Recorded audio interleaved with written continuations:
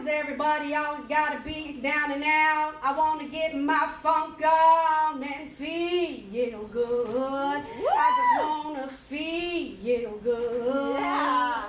Why does everybody always gotta be down and out? I just wanna get my funk on and feel good. I just wanna feel good. I feel compelled to write. And when I write, I go someplace else. You'll have to take some other child to war with your TV. Kill some other child's free will, not mine. I hate hopscotch. Put blinders on that other child's dream, like that mother's child. That mother who always nevered so good. Look at her. She's even wearing her support button.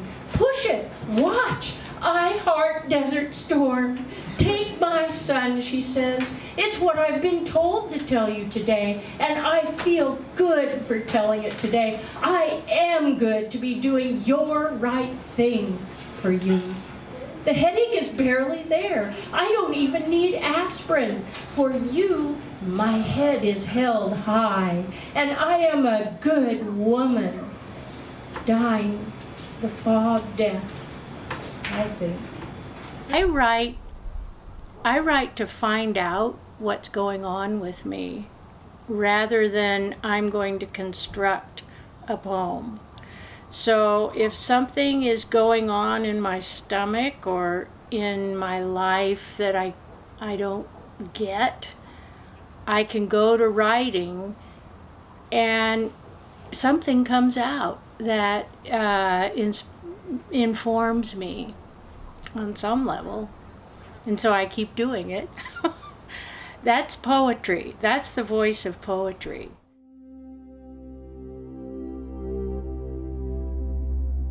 From when the first dawn comes to after the day's last bell, these words in rhythm still cast a spell.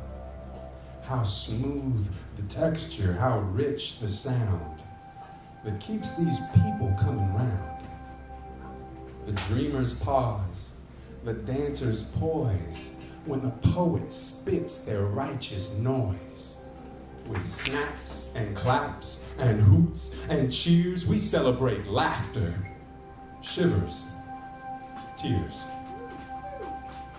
Now you might sip on wine, you might choke on the herb, but we all wake the sleeping, we all ease the disturbed.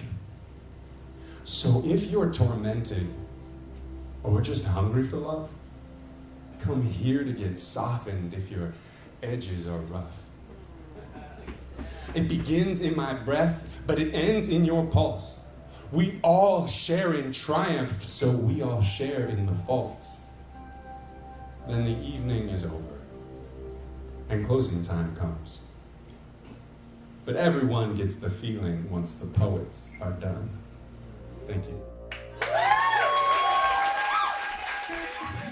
It's group therapy. It's a chance to share those extreme feelings that we don't have a lot of avenues for in our society. I mean, there is toxic masculinity that really encourages boys and young men of any age really, that we should be stoic and we shouldn't react too extremely. You know, anything but anger is kind of outside of what is socially acceptable.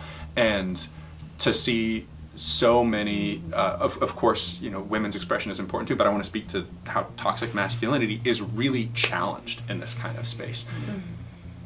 Boys cry, men cry, I cry, and that's okay. And it's important that we have a space where we can all share these things and not feel ashamed of them. Feel like people are there with us. They're celebrating that bravery in a way that I think it's just like group therapy in a way. If everyone could have therapy in the world would be a better place. So come to poetry scenes. Where are you? Where are you? There is a search and rescue going on within the corridors of my mind, examining all aspects of who I am, from the way that I smile to the shape of my nose, to my temperament and ambition, this insists combing through every aspect of who I am, all in hopes that I may find some semblance of you.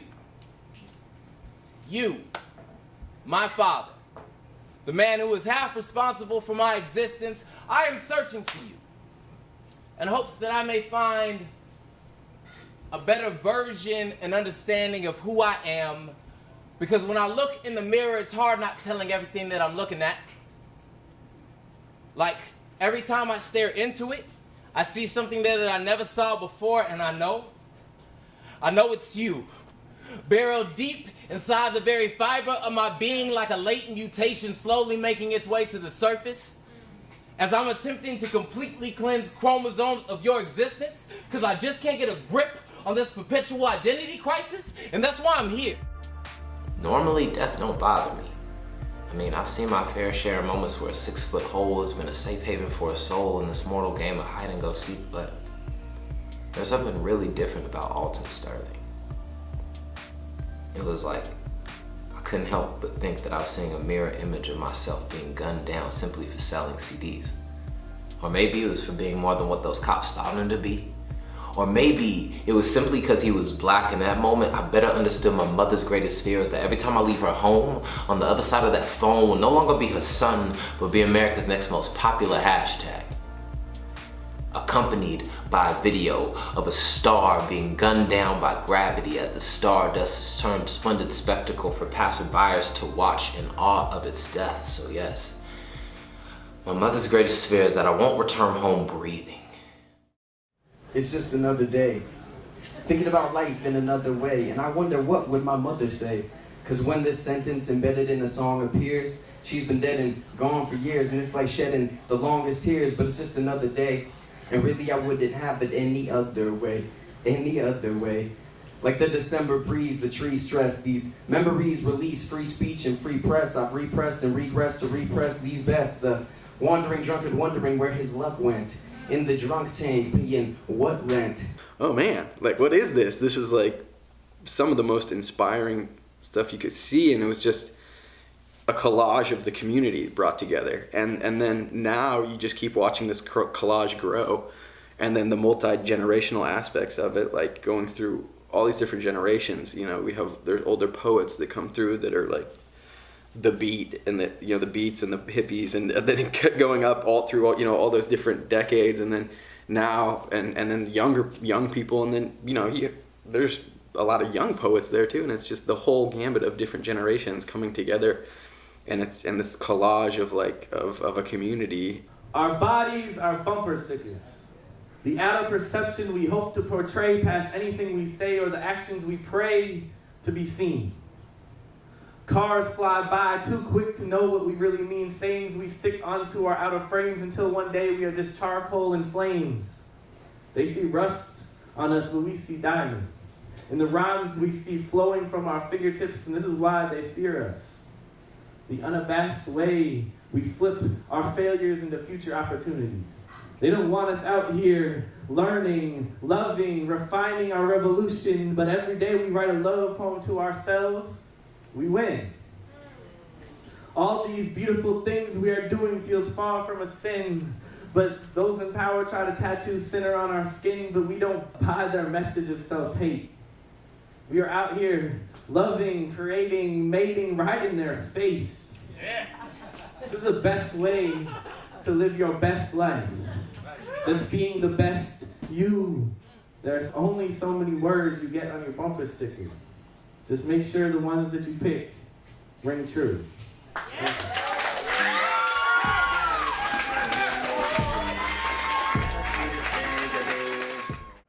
I pulled over in the grim darkness of mud and gravel, straggled out into the rain, cursing my misfortune. Was it just circumstance that the last lug nut was frozen, so I had to stand on the wrench to break that last nut free? Was it just bad luck that when the last lug nut unfroze, the wrench sprang free and landed square on the lip of the hubcap, sending the rest of the lug nuts flying off into the submarine darkness?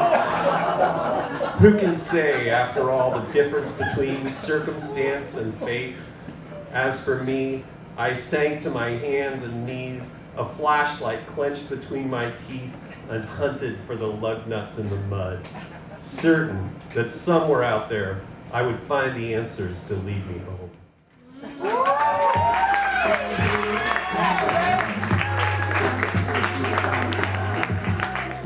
I get to hear from their heart what's going on with them in poetry and spoken word. And over the course of 10, 11 months, we become more than good job. We have names between each other, and we're building friendships around this community.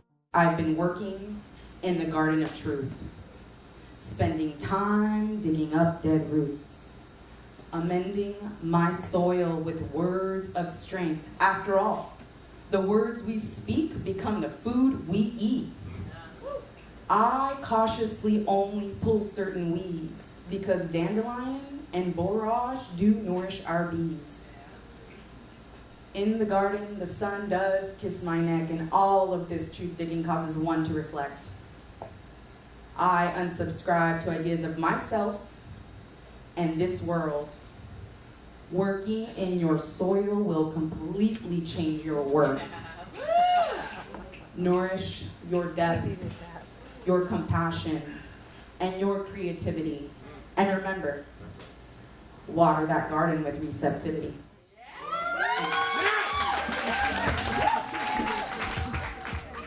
Support finds its way beneath my feet. It had to be sneaky because I've got a tendency to kick otherwise stable stones. Because I'm too used to the sensational feeling of falling to convince myself that there is such a thing as solid ground. And yet, here I find myself standing on it. Hundreds of tears later, shaking the lost spirits off of my bones, making space for the shining that is tapped on my shoulders for years. For now, this hissing animal calms, collects the treasures out of the trash cans, sifting through ugly memories and other people's disappointments they never faced, so that we can now finally stand on the earth without shrinking away from it. Thank you.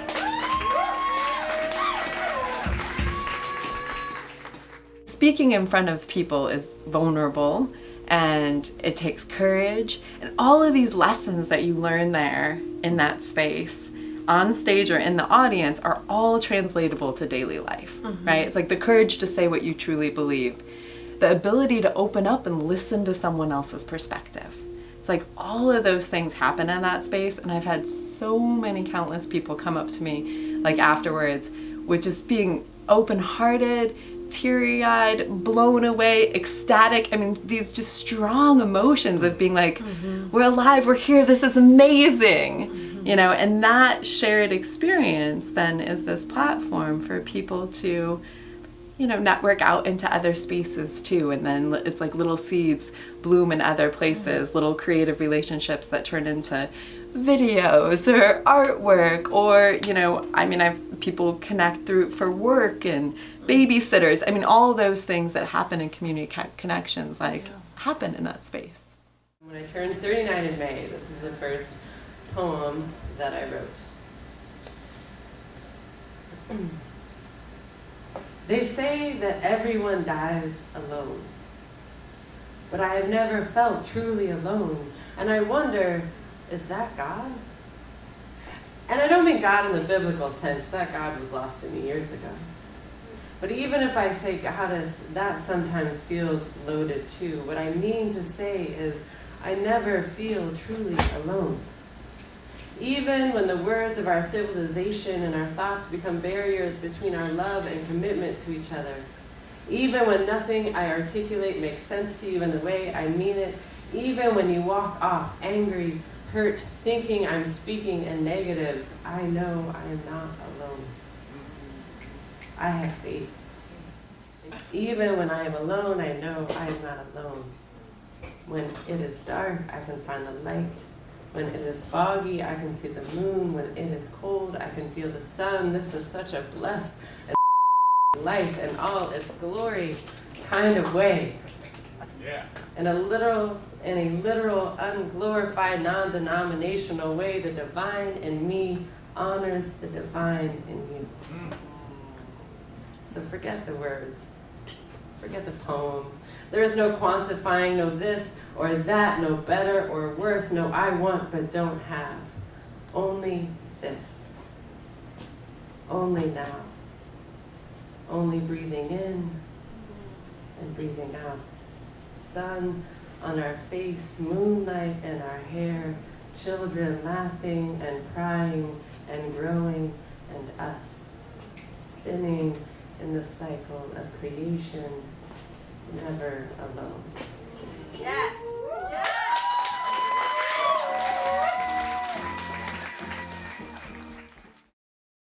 The spoken word is so special. And I'll tell you, when I first started coming, and I've been called the grandmother twice now, and I think it's a compliment. I feel really good about it. But those kids, young men and women that write, have that angst of the 20s and early 30s. They're still struggling and trying to work out who they are becoming. And I just have taken such wonderful solace in that, because when I was writing in my 20s and 30s, that's what I wrote about. But I thought I was the only one.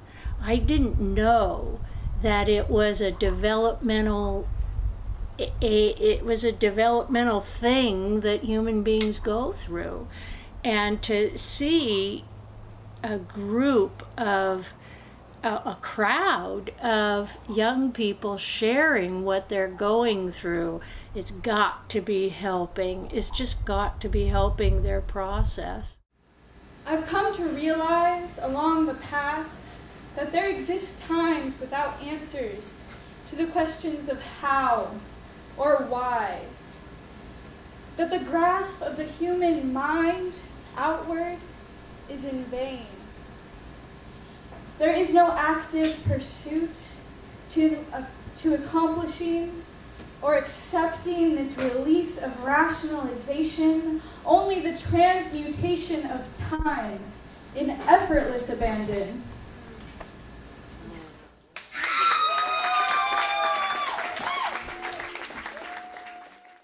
My first poem is called Westwater. Sometimes it's real, sometimes it's not. Sometimes it gets lost in the wash.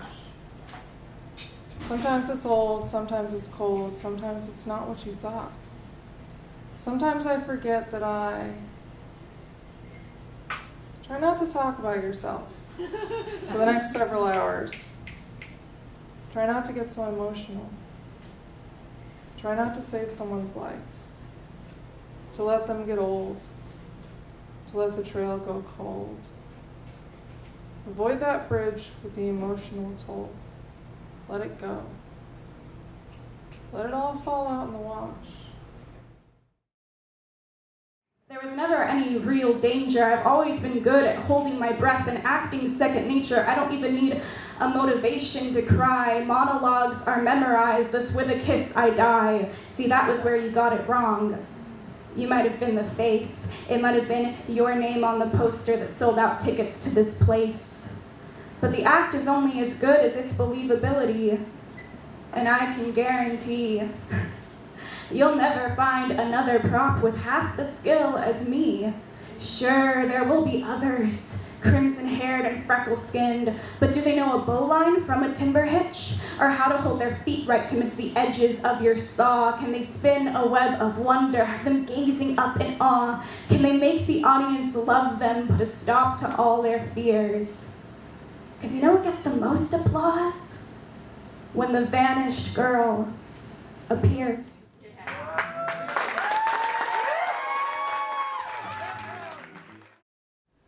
My environment is influenced by my mere observation. An awareness of beingness, a constant consummation. Consonants carefully counted for their tonality and pitch, for they ring matter to what exists. A flock of birds fly synchronized, highlighting energy flows where intention goes. Grand concepts brought into actuality in this corporeal reality. This tenet propels my purpose, busting beams of energy towards the unknown, giving me hope. So I hope for something better. I'm creating realms for many, but it takes many realms of my existence. Peer validation flooding pools of concentration. Get on board or be consumed, trepidatious paths where uncertainty looms. Intention's clear gaze at times illuminates the doom. Differentiated intentions, stepped on intentions into glamorous clashes, wrought chaos. Bring the seething fight to an end. Through this moment, be it peace to our corporeal reality. It means a lot to me and a lot to the voices and the people that you see on these walls, all of these pictures and pieces of art. They are going to be watching the show. So tonight is a celebration of the voices behind the walls. Some of those voices have been released, and some of those voices are still currently incarcerated. Hello, everyone. So I love to public speak, but reading poetry or reading my own poetry is just absolutely terrifying, and reading somebody else's words is really intense. So bear with me, I've been having a little bit of a moment all day. And it doesn't escape me at all for any moment that it's an absolute privilege of circumstance that I'm able to be here at all right now. So this is a poem called Don't Be Afraid, Little Homie. This is for the child inside of you that you left behind as an adolescent. No one cared. The only time you took time to care, you cared to judge. It's okay, little homie. Don't be afraid to go to sleep. It was only a movie. That stuff you seen, the things you heard, go to sleep, little homie. That was somebody else's screenplay. Oh, the part where the bullets hit those kids on the street really hit home with you? And it made you cry to see that boy's dad taken from him? His mom cared too much about herself to give a damn that you are tired of moving every time you get comfortable. You felt a connection to that boy who couldn't sleep at night and cry because in the morning at school, he'd have to tell his friends goodbye forever. I'm reading this poem and it is called Love. Do you know that when I told you I loved you, do you think that it was true? Do you think I'd walk an endless mile just to be with you? Do you think I'd try my best to love you with all my heart? Do you ever take the time to think how I feel when we're apart? Did you know that when I see the moon for you, I wish upon a star? Did you know that I ask the Great Spirit to bless you no matter where you are? Did you know that when you became a part of me, I could feel all of your pain? I just wanted to be your sunshine and shelter you from the rain. I just wanted to hold you tight. I just wanted to keep you warm. I just wanted to be your warrior and protect you from the storm. Yeah!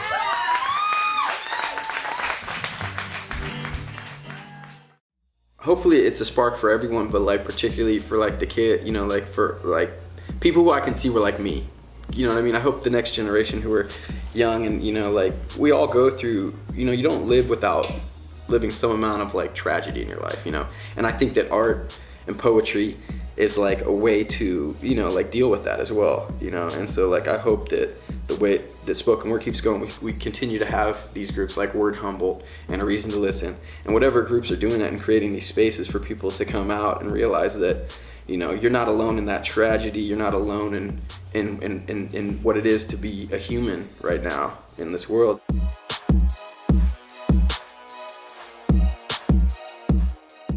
only thing I desired was applause and snaps at the end of poems, I might fail. But if my goal was to give y'all an authentic piece of who I actually am, I can always succeed when I step up here on this stage.